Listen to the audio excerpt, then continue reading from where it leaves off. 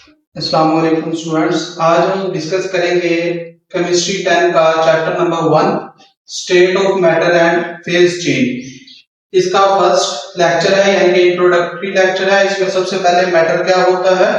हर चीज जिसके पास मैस होता है have mass and occupy space. हर चीज जो मैस रखती है और जगह घेरती है वो आपके पास मैटर कहलाती है। जैसा कि टेबल है, वाटर है, मिल्क है, हम खुद हैं, व्हाइट बोर्ड मार्कर है, पेन है, हर चीज जिसका वजन होता है या हैव मैस होता है और उसके पास जगह भी घेरने की सलाहियत होती है वो मैटर होती है। मैटर की चार टाइप्स हैं, गैस, लिक्विड, सॉलिड और प्लाज्मा।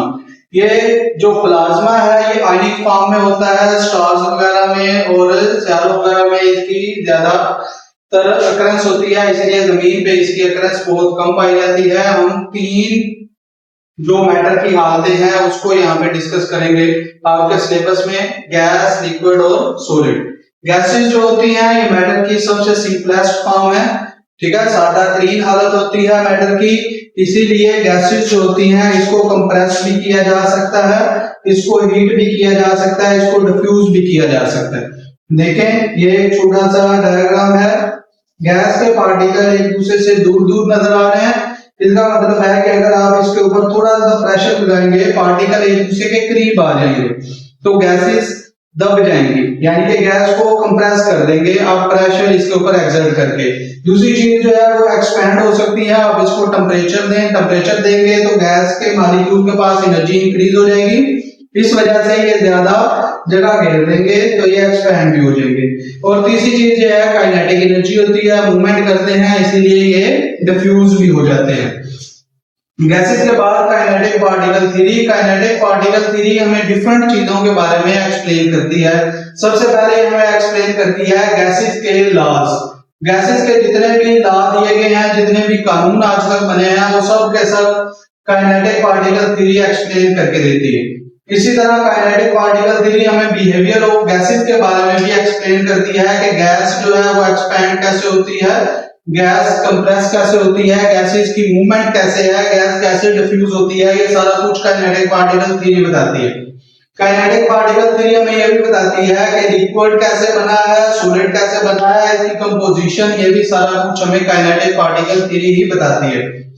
इसके बाद काइनेटिक पार्टिकल थ्योरी हमें इंटर कन्वर्जन यानी कि एक हालत का दूसरी हालत में चेंज होना ये भी बताती है। स्टेट ऑफ मैटर यानी कि मैटर की हालतें किस तरह चेंज होती हैं, यानी कि लिक्विड किस तरह सॉलिड में, सॉलिड किस तरह लिक्विड के अंदर चेंज होता है। इसके बाद हम चलते हैं फिजिकल प्रॉपर्टीज पे। सबसे सिंपलेस्ट फॉर्म जो मैटर की है वो आपके पास गैस है। गैस की फिजिकल प्रॉपर्टीज की बात करते हैं तो गैस के यहाँ पर आप देख रहे हैं, गैस की यहाँ पे थोड़ा सा आप डायग्राम को देखें तो गैस के पार्टिकल एक दूसरे से दूर दूर है, यानी कि गैस के अंदर एम्प्टी स्पेसेस, खाली जगह मौजूद है, इसीलिए ये एक पार्टिकल दूसरे के दरमियान जो कशिश होती है वो कम हो जाती है। एम्प्टी स्पेसेस ज्यादा होने की वजह से जो कशिश है यानी कि फोर्स ऑफ अट्रैक्शन है वो क्या हो जाती है, कम हो जाती है। जब फोर्स ऑफ अट्रैक्शन कम हो जाती है तो हम इसको क्या बोलते हैं कि इसके अंदर इंटरमॉलिक्यूलर फोर्सेस वो वीक हो जाती है। इंटरमॉलिक्यूलर फोर्सेस वीक होने की वजह से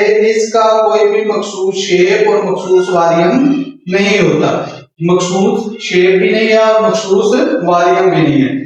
इसके पास काइनेटिक एनर्जी होती है। काइनेटिक एनर्जी की वजह से गैसेस जो है, ये एक पार्टिकल है गैस का, ये किसी भी डायरेक्शन में मूव कर सकता है, इसीलिए इसको क्या बोलते हैं कि गैसेस जो है वो रैंडम मोशन करती हैं।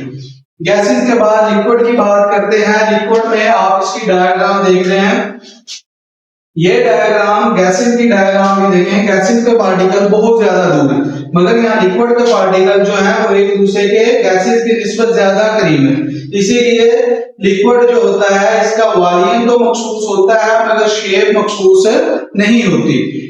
कैसे? फॉर एग्जांपल आप 1 लीटर वाटर लेते हैं, वो वाटर आप जग में डालते हैं तो उसकी शेप जग जैसी हो जाएगी, आप उसको किसी और कंटेनर में ऐड करेंगे तो उसकी शेप जो है उसी कंटेनर जैसी हो जाएगी, मगर जो वॉल्यूम है यानी कि आपने 1 लीटर लिया था तो आप उसको किसी भी कंटेनर में ऐड करें वो 1 लीटर ही देगा। लिक्विड के पार्टिकल भी रैंडम मोशन करते हैं, किसी भी डायरेक्शन में मूव कर सकते हैं। इसके अंदर जो फोर्स ऑफ अट्रैक्शन यानी कि पार्टिकल के अंदर कशिश की कुव्वत होती है वो इंटरमीडिएट होती है। इसका क्या मतलब है कि गैसेस की निस्बत ज्यादा होती है और सॉलिड की निस्बत कम होती है। ठीक है, ये इसकी फिजिकल प्रॉपर्टी है। इसके बाद सॉलिड पे आते हैं।